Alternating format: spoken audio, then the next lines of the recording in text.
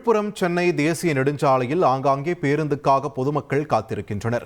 இது பற்றிய கூடுதல் விவரங்களை எமது செய்தியாளர் கோபிநாத்திடம் கேட்கலாம். கோபிநாத், வணக்கம்.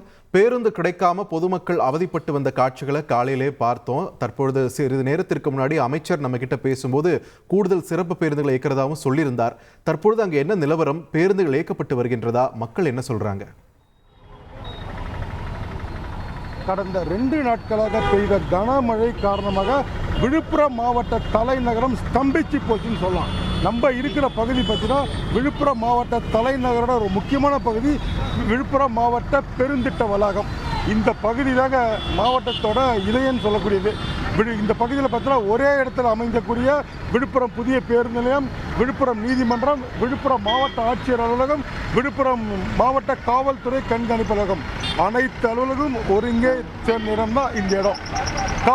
சென்னைக்கு போகக்கூடிய ரயில்கள் அனைத்தும் ரத்து செய்யப்பட்ட நிலைமையில் ஆயிரக்கணக்கான ரயில் பயணிகள் விழுப்புரம் புதிய பேருந்து நிலையத்துக்கு வந்தாங்க. காரணம் பார்த்தீங்கன்னா எப்படியாவது சென்னை போயிடலாம், பேருந்தை பிடிச்சாவது சென்னை போயிடலாம் நம்பிக்கையில் வந்தவங்க சுமார் 1 மணி நேரத்துக்கு மேலாக இங்கேயே காத்திருக்காங்க ரயில் பயணிகள்.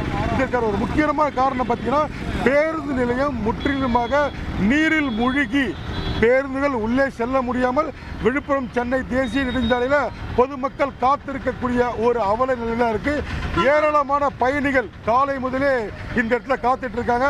நம்மளிடையே ஏராளமான பேருந்துக்காக காத்திருக்கக்கூடிய பயணிகள் இருக்காங்க. என்ன மாதிரி சிரமத்தை அவங்க அனுபவிச்சிருக்காங்க, என்ன பிரச்சனைகள் இருக்காங்க, அடுத்தது என்ன செய்ய போகிறாங்கிறத அவங்ககிட்ட நேரம் கேட்டு தெரிஞ்சுக்கலாம். சார், எவ்வளோ நேரமாக காத்துட்ருக்கீங்க? சார், நான் பாண்டியனில் வந்தேங்க. மதுரையிலேருந்து ட்ரெயின் இது வழியாக காட்பாடு வழியாக போகுன்ட்டுன்னு மாம்பழம் பத்துன்னு ஒரு ஸ்டேஷனை கொண்டு போய் நிப்பாட்டிட்டாங்க. அங்கே ஒரு 2 மணி நேரம் கழித்து அங்கேயும் ட்ரெயின் போகலை, பஸ்ஸும் ஏற்பாடு பண்ணலை விழுப்புரம் வர்றதுக்கு. நடந்து மெயின் ரோட்டில் ஒரு ஷேர் ஆட்டோ பிடிச்சி இங்கே வந்திருக்கோம். இங்கேருந்து மெட்ராஸ் போகணும். ஒரு 2 மணி நேரமாக நிற்கிறோம், பஸ்ஸே இல்லைங்க. ஒரு பஸ்ஸு வந்தாலும் பஸ்ஸில் எல்லோரும் ஏகப்பட்ட பேர். இந்த மாதிரியான ஒரு எமர்ஜென்சி சுச்சுவேஷனு, ட்ரெயின் போகலைங்கிற போது பஸ்ஸையாவது இன்னும் கொஞ்சம் ஃப்ரீக்வன்சி இன்க்ரீஸ் பண்ணி இன்னும் கொஞ்சம் மக்களுடைய கஷ்டத்தை கொஞ்சம் புரிஞ்சிருந்துருக்கலாங்கிறது என்னுடைய ஸ்ட்ராங்கான ஃபீலிங். நிச்சயமாகவே எவ்வளோ பேர் குழந்தை குட்டிங்களோட பேக்கோடு நின்றுட்டு இருக்காங்க. 2 மணி நேரமாக நிற்கிறோம். காலையில் 6 மணிக்கு விழுப்புரம் வந்தால் மணி இப்போ 10 மணி ஆகுது. இன்னும் மதுரை சென்னைக்கு பஸ் ஏற முடியல. இதுதான் ஃபேக்டான சுச்சுவேஷன். இங்கே வந்திருக்கிற பொதுமக்கள் கடுமையான சிரமத்துக்களாக இருக்கிறத அவங்க தெரிவிக்கிறாங்க. காரணம் பார்த்தீங்கன்னா சுமார் 2 மணி நேரத்துக்கு மேலாக சென்னை போவதற்கு காத்திருக்காங்க. மேலும் ஒரு பயணி நம்மளோட இருக்காரு, கேட்டுக்கலாம். என்ன மாதிரி பிரச்சனை? 4 மணிலேருந்து விழுப்புரத்தில் இருக்கோம் சார். திருக்கோளூர் போக முடியல. திருக்கோளூர் கிட்ட போனால் அங்கே பால் உடஞ்சிச்சு, எல்லாரும் பால் உடஞ்சிச்சு கிட்டேயே போக முடியல. ஊருக்கே எப்படி போகிறதுன்னு தெரியல சார். நீங்கள் என்னத்துக்கு சார் போகிறீங்க? நான் சென்னை போகிறேன் சார். சரி, எத்தனை மணிக்கு வந்தீங்க? இங்கே 6 மணிக்கு காத்திருக்கோம். பஸ்ஸு பூரா வெவ்வேறு வழியாக திருப்பி விட்றாங்க. ஓகே, என்ன போக முடியாத சூழ்நிலை நிற்கிறோம். எங்கே சார் போகிறீங்க? சார், நான் பாண்டிச்சேரி சார். பாண்டிச்சேரி பஸ் இல்லை உங்களுக்கு? பஸ் இல்லை. ஆமாம் சார். இங்கே விழுப்புரம் பேருந்து நிலையத்தில் காத்திருக்கக்கூடிய பயணிகள் தொடர்ந்து நேரத்திற்கு நேரம் அதிகமாகிட்டு தான் இருக்க காட்சியை பார்த்துருக்கோம். ஏராளமான பெண்கள் கை குழந்தைகளோட விழுப்புரம் புதிய பேருந்துக்கு வெளியே காத்துட்டு இருக்காங்க. கூடுதல் பேருந்துகளை இயக்க வேண்டும் என்பது மட்டும்தான் இங்கே வந்திருக்கக்கூடிய பயணிகளோட அரசுக்கு வைக்கிற முக்கியமான கோரிக்கை பார்த்துட்டு இருக்கோம்.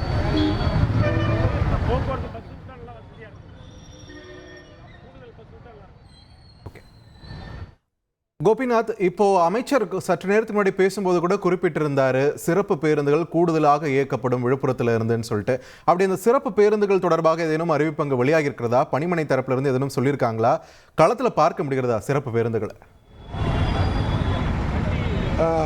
போக்குவரத்து துறை அமைச்சர் சொல்லியிருக்கக்கூடிய விஷயம், கூடுதலாக பேருந்துகள் இயக்க போறேன்னு சொல்லி அவர் அறிவிச்சிருக்காரு. ஆனால் இந்த நேரம் வரைக்கும் போதுமான பேருந்து வசதிகள் இந்த புதிய பேருந்து நிலையத்துக்கு வரலன்ற ஒரு நிலை தான் நேரடியாக நம்ம பார்த்துட்டு இருக்கோம். சார், எங்கே போறீங்க? எவ்வளோ நேரம் நினைக்கிறீங்க சார்? நான் ஒரு 1/2 மணி நேரம் நினைக்கிறேன். பெங்களூர் போகிறேன். நான் பெங்களூர் போகிறீங்க, பஸ் இல்லை உங்களுக்கு? பஸ் இல்லை. சரிங்க சார். அதாவது சென்னைக்கு போகிறவங்க நிறைய பேர் இருக்காங்க. இப்போ உங்களுக்கு பெங்களூர் பஸ் இல்லைன்றது ஒரு விஷயமா பார்த்துட்டு இருக்கோம். பட் ஆனால் பார்ப்போம். அம்மா, எந்த ஊருக்குமா போகிறீங்க? தொடர்ந்து இங்கே இருக்கக்கூடிய பயணிகள் பேருந்துக்காக காத்திருக்காங்க.